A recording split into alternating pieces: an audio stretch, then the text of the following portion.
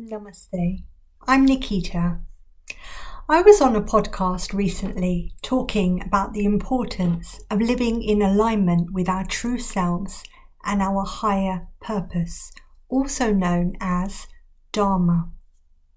During the discussion, I emphasized on the point about removing all of the hats that we wear on a day-to-day basis.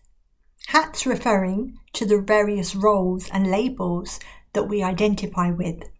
For example, the role of a parent, the job title that we do, being a friend, being a daughter, being a partner, etc.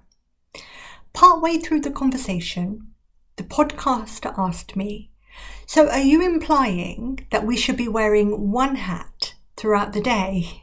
I laughed and said, "Ideally, we should be wearing no hats at all." She seemed to be in disbelief as she went quiet for a few moments before steering the conversation in a different direction. What is so unusual about this concept of wearing no hats? Surely it would be freeing to be your true self, wouldn't it? Masking is a term commonly used for hiding your true personality in order to fit in with others. I often hear my clients say, "I'm tired of wearing masks. I just want to be me. Why can't people love me for who I am, not for who I show them I am?" To which I reply, "Well, have you given them a chance to get to know the real you?" This makes them reflect and then respond, "Well, actually, I don't even know the real me." My role as a coach and a personal development mentor is so rewarding, to say the least, as I take people on a journey towards understanding who they are and, more importantly, what they are on earth to do. Now, this can sound scary and overwhelming, or it can sound exciting. It just depends which way you look at it. As you know, fear and excitement are just two sides of the same coin. In my workshops and in my coaching sessions, I start by laying the foundations of the person, working from their environment. What are their personality traits? What are their quirks? What are their unique talents and qualities that are ingrained in them? Now, this is a fun exercise to do, and people enjoy doing it because they get to know themselves almost as if they're meeting a new person for the first time. We explore their personality from childhood and how it's developed in later years. We then dive deeply into their belief system and start to dissect their values before finally working our way up to identity, enabling them to connect with the deepest part of themselves. As much as this is a theoretical process, it can also be very emotional. The realizations that people come up with during these sessions can be profound as they learn and unlearn years of behavioral patterns. They start to identify with why they do things the way they do them, i.e., the relationships that they have might be based on the relationships that they observed in their parents, or their money spending habits might be connected to what they grew up hearing and observing about money. Many people grew up with the phrase, "money doesn't grow on trees," and therefore that feeds in to their belief system about money. So once these patterns come to their awareness, then they have a chance to change them. And that's the process that I find very exciting. Do you know that neuroscientists used to think that we couldn't change the neural pathways in our brain? Yet, in recent years, we've learned that due to neuroplasticity, we in fact can. And that's why I find it exciting that even a 90-year-old, if they choose to, can change certain behaviors and certain beliefs by simply creating new neural pathways in the brain.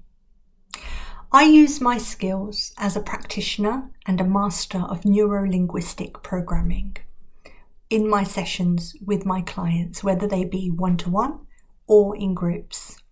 So what this means is I pay close attention to their thought, that's the neuro part, and language, that's the linguistic part.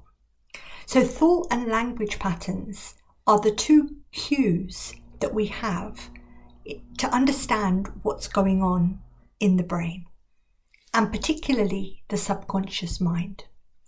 So what I'm doing in our sessions is I'm looking for cues by observing the things that they say and also the things they don't say, because as you know, a lot of language is non-verbal.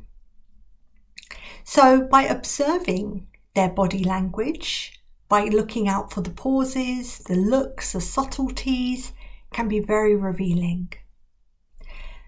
Plus, my experience through teaching yoga and being an energy healer has deeply developed my intuition, which I draw on throughout the process. Sometimes my clients get surprised by the insights that I'm able to come up with and the conclusions that I'm able to pull together with very little information provided to me.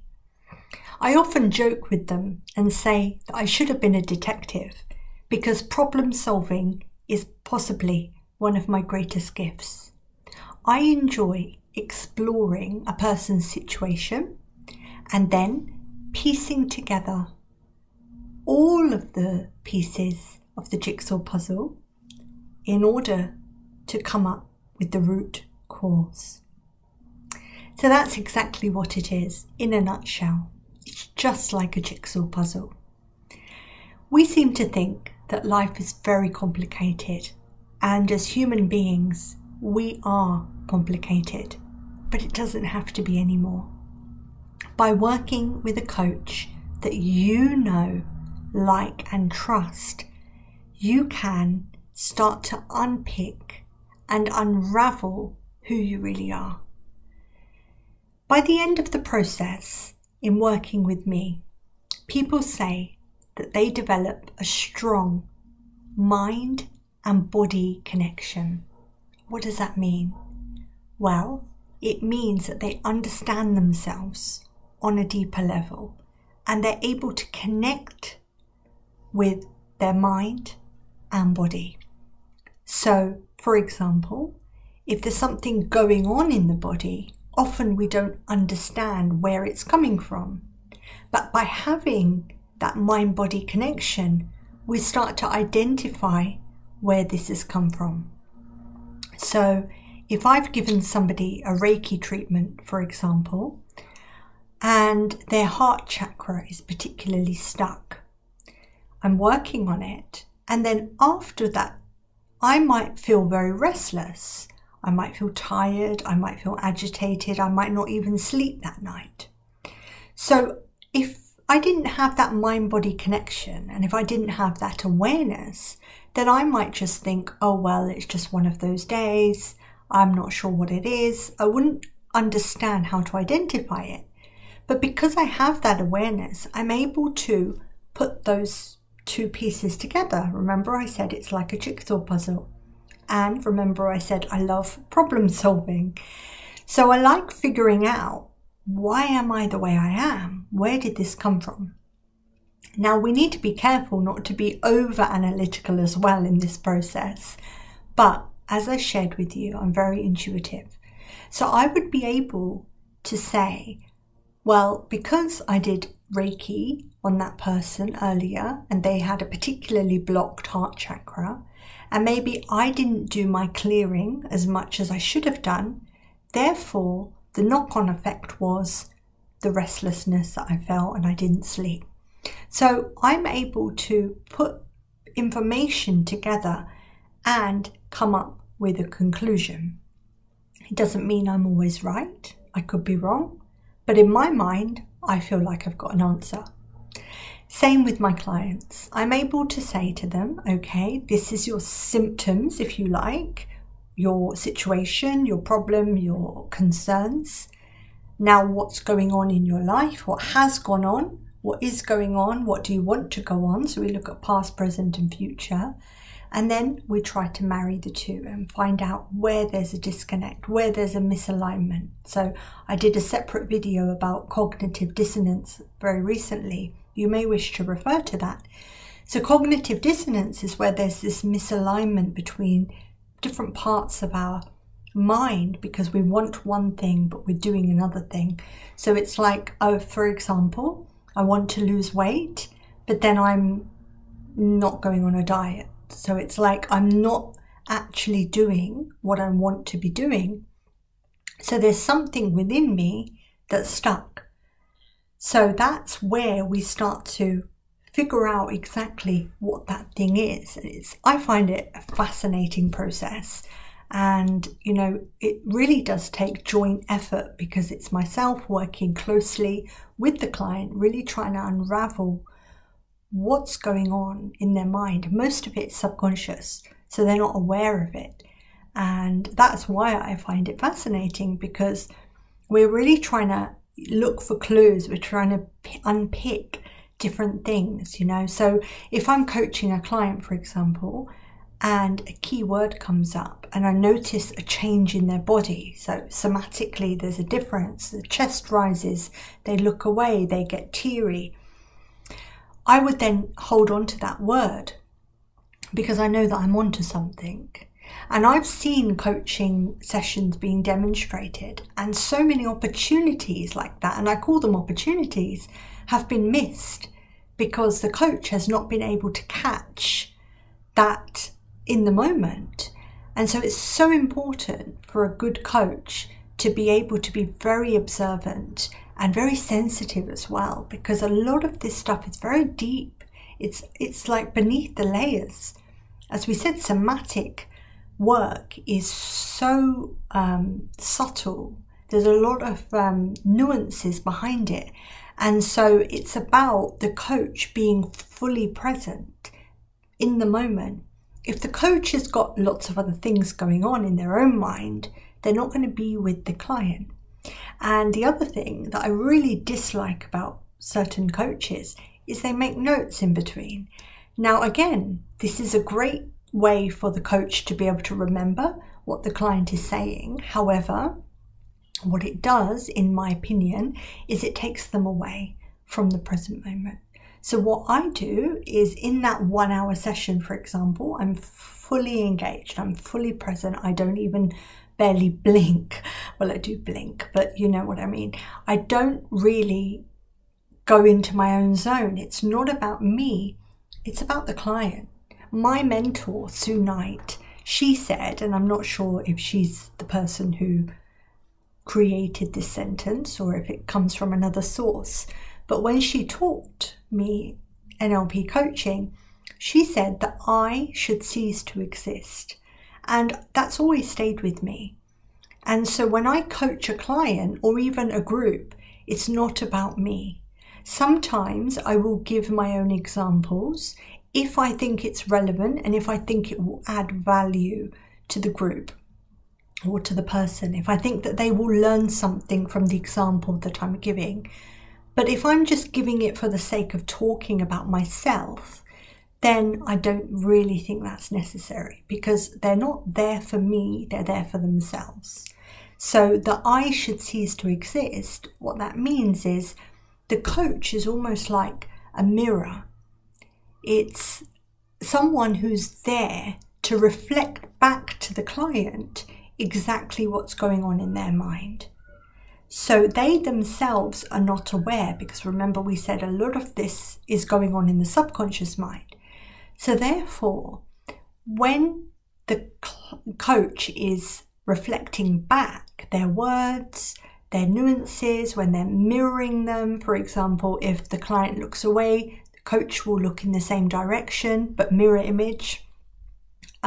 If the client folds their arms and sits back in their chair, the coach might do that, not in a very obvious way. I mean, it shouldn't be very, staged, if you like. It should be natural.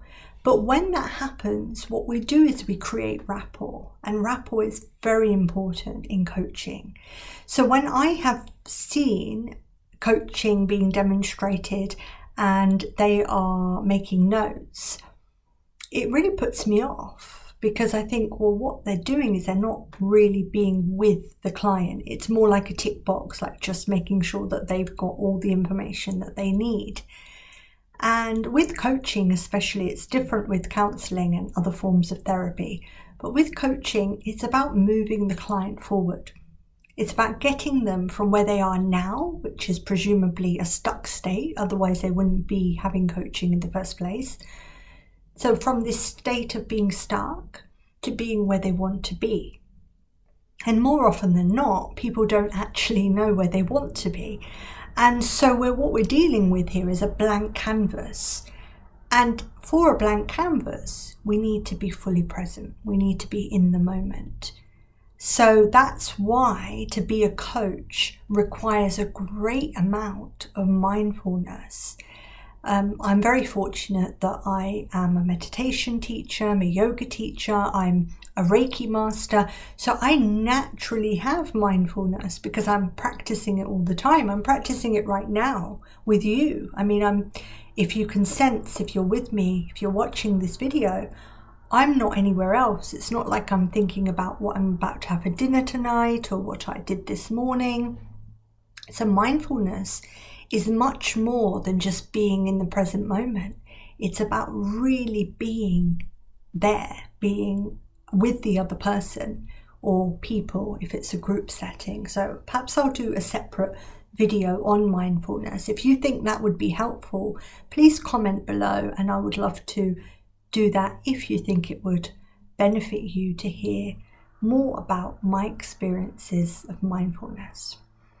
So just to summarize, today we talked about what it means to be a good coach. I think this is a very important video because there are so many coaches now available, people calling themselves coaches, and it's not a regulated profession. And now I remember when I did my training with Sue Knight, who's an internationally renowned author of the book NLP at Work, and she's a fantastic coach herself. I mean, she's a true exemplar. When I did my training with her, she said she wanted her cohort of students, coaches, to become world class. And I remember listening to that at the time thinking, whoa, that sounds a bit too much. That sounds like, just little old me. I'm just, Nikita. I'm not, how can I be world class? Those were my first thoughts. And actually now I've been in this profession for many years and I've taken clients through this journey, and I do call it a journey, that I actually now understand what she meant by that. Because as I say, it is not a regulated profession, and therefore it is so easy for people to do a quick online course or do some very short training and call themselves a coach. But actually to have real profound transformation, which is what I provide, it takes a different level of sincerity. So hopefully you're able to sense that from the way that I am communicating with you now, that I'm very, very passionate about coaching people because I know what it's like to be in a stuck state. I have unfortunately, I say unfortunately because I had to go through it and it's not nice to go through. But I say fortunately because actually I believe everything happens for a reason. and everything we go through makes us stronger. So because I've been there and I've been in a stuck state, I've felt like things are not moving. I once used the analogy when I was in it. I said to my own coach, because I've always had coaches all my life, I said, I feel like a car that's broken down.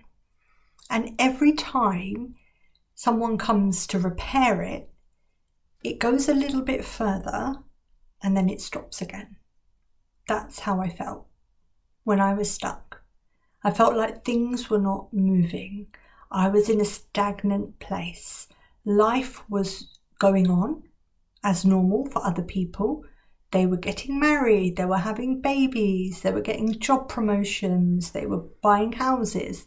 And for me, it felt like nothing was happening. Yes, I had a job, I had a thriving career, in fact, but on the inside, I felt unhappy because I just wasn't fulfilled. And so for me, it was like, I know what it's like to be there. I know how coaching helped me being on the receiving end. And that's why I decided to train and become a coach. Because I wanted to be that person that could create that safe space for someone to be able to take off their hats, to remove their masks, to get rid of all of the layers and layers of stuff that they're carrying from childhood and trauma and their past experiences, to get to a point where they just show up and they're just themselves. And I mentioned at the beginning of this video that being in alignment with yourself is called Dharma. And Dharma is my favourite word. I was about to say favourite word in the English dictionary, but I don't know if it's actually in the English dictionary yet. But Dharma is a Sanskrit word meaning life purpose. It's so much more than that. You know, to think that we have a purpose, it's so limiting to think that way. And yet it's so expansive at the same time.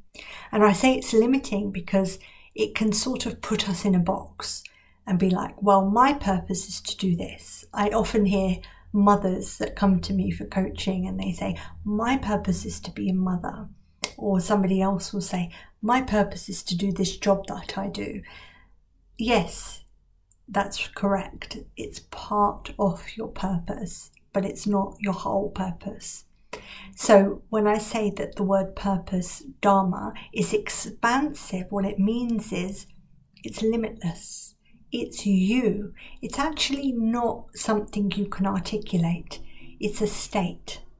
It's a state of being. Right now, me being here with you, speaking, communicating, using my hands, doing what I'm doing, is me living my Dharma. Right now, I'm living my Dharma. How? I'm just showing up. I'm just being me. This is the real me. Yes, okay, I'm wearing makeup. I like makeup. That's part of my personality. It's not that I'm wearing it and I don't feel comfortable in it and there's a misalignment and you would sense it if there was. But hopefully you sense that there is a congruency. I love that word, congruency. It's this idea that everything just comes together. All our skills that we've acquired through life and all of our experiences that have accumulated. So what I do in my Dharma workshops and retreats is I amalgamate our skills, our expertise with our personal experiences. So it's a beautiful process. It comes together seamlessly. And people have the most amazing realizations.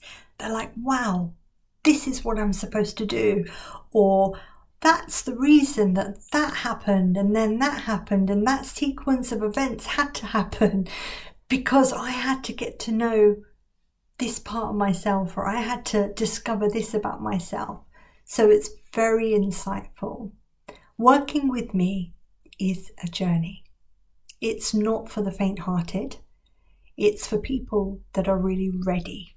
And when I say ready, I mean ready to embody this next phase, ready to just be themselves. Perhaps you're tired of living a life that doesn't resonate with you anymore. Maybe it's a life that you chose at one point, but now you just feel like you're plodding along. Perhaps you feel like you're wearing lots of hats on a daily basis, or maybe even masking. Whatever your circumstances, it would be an honor to be able to work with you and support you, whether it's through my resources, which are available online, my offerings, my services, my group workshops, retreats, programs.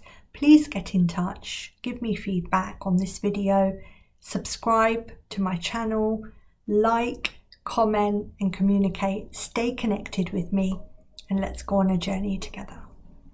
Namaste.